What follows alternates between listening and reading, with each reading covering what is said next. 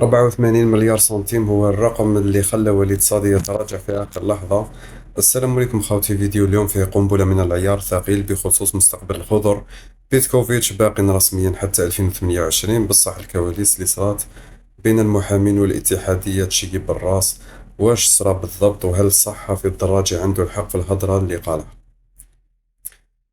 باش نفهموا الحكاية، بزاف منكم قالوا صادي لازم ينحي بيتكوفيتش بعد الأداء الأخير. الفكرة كانت كاينة بصح الصدمة وين؟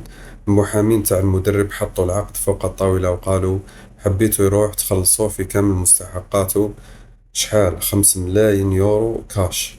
الغلطة وين راهي؟ الاتحادية كي مدت العقد قبل المونديال ما دارت حتى بند يربط بقاء المدرب بالنتائج أو الأهداف.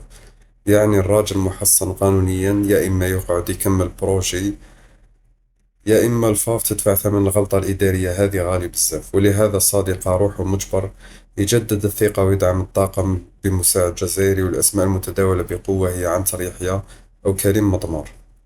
في وسط هذا الزلزال خرج الإعلامي حفيظ دراجي بتصريح، دار حالة في المواقع، قال باللي الأمور الإدارية هذه ماشي تاع استفتاء شعبي، والجمهور ما لازمش يتدخل في شكون يقعد وشكون يروح.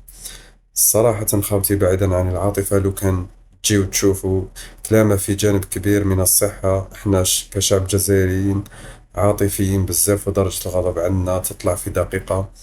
لو كان نمشيو برأي الجمهور ما كان حتى مدرب راح يطول أكثر من شهرين. الصرامة الإدارية هي اللي تصنع المنتخبات، والغلطة اللي صارت مع بالماضي ورانا نخلصوا فيها درك مع بيتكوفيتش لازم تكون درس.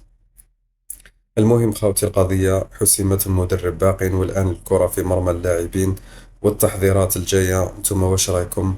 هل تشوفوا باللي صادي دار المليحة كي خلاه لتفادي الكارثة المالية، وإلا كان لازم يدفع ويهنينا؟